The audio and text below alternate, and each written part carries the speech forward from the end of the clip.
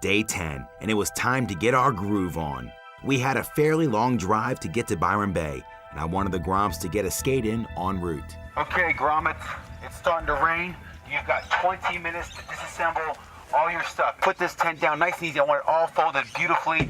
Eye of the tiger, eye of the crocodile. Urgh. Let's get into Winnebago, the RVs, within 20 minutes. Come on, let's go, let's go, let's go, let's go.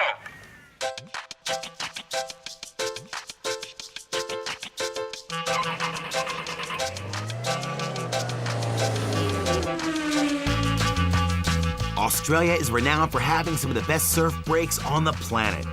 Surfing is the oldest of the board sports, and without it, we may never have had skateboarding. A road trip to the land down under without a touch of wave riding just wouldn't be cricket. That's why we were headed for the infamous surf resort of Byron Bay. It just so happened not long into our journey, we stumbled across Surf Legends, a surf museum run by one of Australia's surf legends, Mr. Scott Dillon. Chris Vile from Birmingham. Meet you. Hi, dude. How you going, mate? Ben Ramers. Hi, good. This is all retirement from North England. Scott is one of the pioneers of Australian big wave riding. In his day, he has shaped more boards than you'd care to shake a stick at. His museum paid homage to his passion and was ram-packed with relics from all over the globe. It was truly a sight to behold. It looks tiny, but the place is actually massive when you walk inside. Opens up, it's like a massive room, loads of surfboards, like really nice displays and stuff. Got to meet Scott Dillon, he showed us around the museum, just showing us images of him riding waves. That's only a little wave. I don't ride little waves like only ride these here, look. That's me. That's you? Of course. It says so, look. Scott Dillon. That's a big wave, Scott. We had a look around the museum and he gave us like some history on surfing and the museum and stuff, which is really cool to hear about. And of course, Scott had a few shark tales to scare us with. This here is when I got into trouble, and that's a long while ago. That's 1949. Like, some of the stories they told us was like pretty mental, like nearly getting eaten by sharks. The shark came that way, they came that way, and all came right through the middle of us. We both got knocked off our boards by the sharks, and they're fighting to get it, and we're in the middle of it, and there's fins and tails and water and stuff. As I mentioned earlier, skateboarding was spawned from surfing, and Scott remembers it well. When the waves were flat, Scott and the boys would get out on their skateboards and just carve around, pretending they were on a wave, but on the concrete wave. That's exactly right. And you know that riding these, when the guys started riding these, they were virtually trying to simulate exactly the same things they did on a surfboard. All inspired, we gave the shaka to the Surf Legend crew and hit the road for a 5-hour drive to Byron Bay. While we make our way there, here's Sam to share some Australian wildlife with you in her Lowdown Down Under.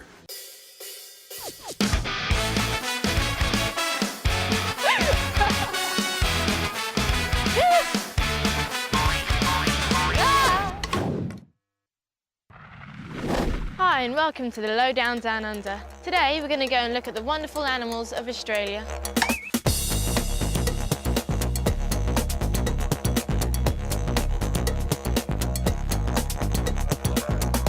Firstly, what I noticed about the animals here is that they're all a bit bigger, weirder, more colourful than the ones we get back home.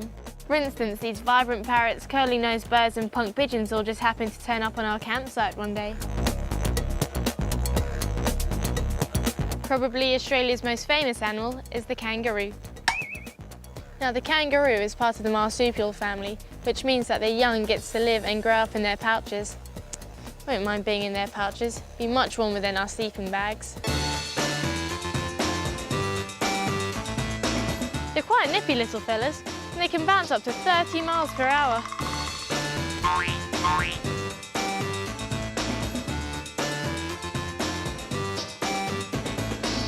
Probably Australia's next most famous animal, which is also marsupial, is the koala bear. They're a tree-dwelling bear that lives in the eucalyptus forest.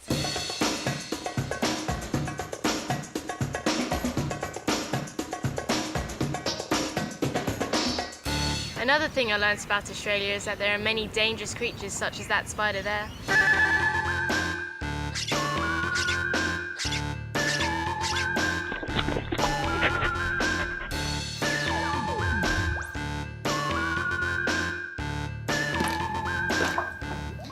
There are two types of crocodiles in Australia, saltwater crocodiles and freshwater crocodiles.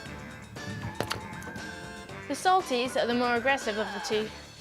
And one tried to sack Chris down at the mini ramp the other day, but he managed to keep it under control.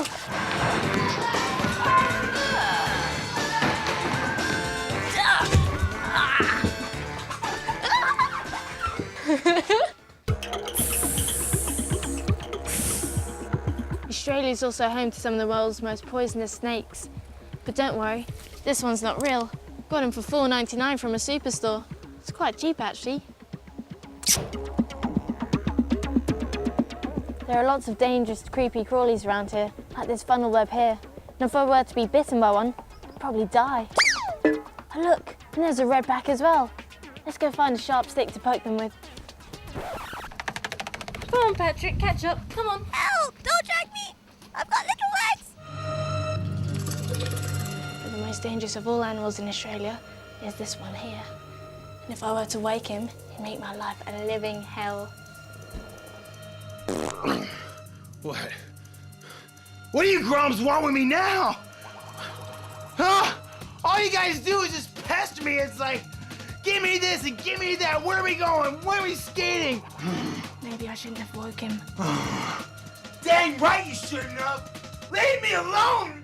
Ah!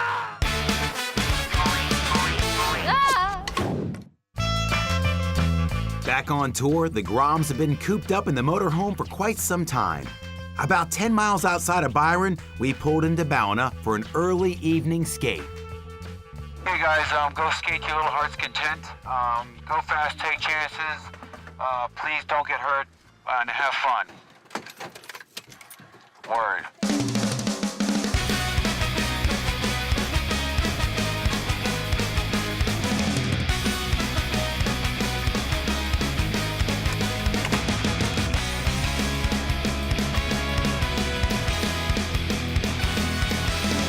We eventually got to Ballina skate park, and this is a really nice park. It's like really nice and smooth and quite mellow as well.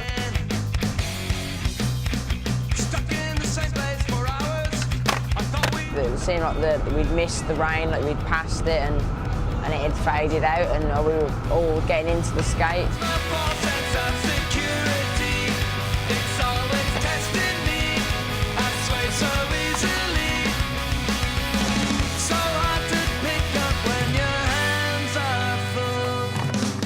We all enjoyed it. It was a fun skate. Everyone got something done. We went on the early hours of the evening and the sun was just setting, so we knew we only had a small amount of time to skateboard.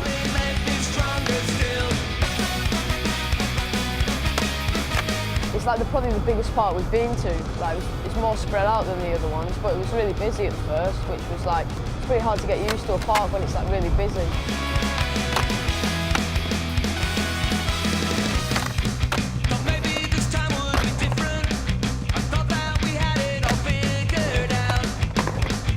Quite a few spines and hips and stuff, which is nice to skate. And yeah, all in all, it was a really nice, smooth, concrete skate park, and it had a nice atmosphere about it.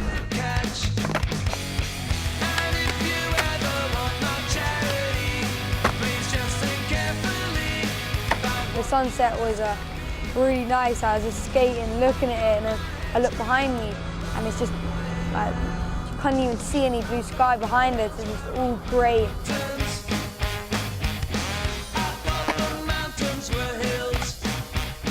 That big black cloud just won't leave us alone with it. After the sun was setting, which was really picturesque, it's like nice kind of purple blue kind of sky. And then you look behind you and there's that big nasty black cloud just kind of working its way towards you. It's kind of like covering up the sky. With the day in dusk mode and the cloud of death sending its scouts out on a spitting mission, the Groms were skating around furiously, trying to get their last tricks in. But coping is slippery when wet, as the Groms found out when they were shot down in a blaze of glory.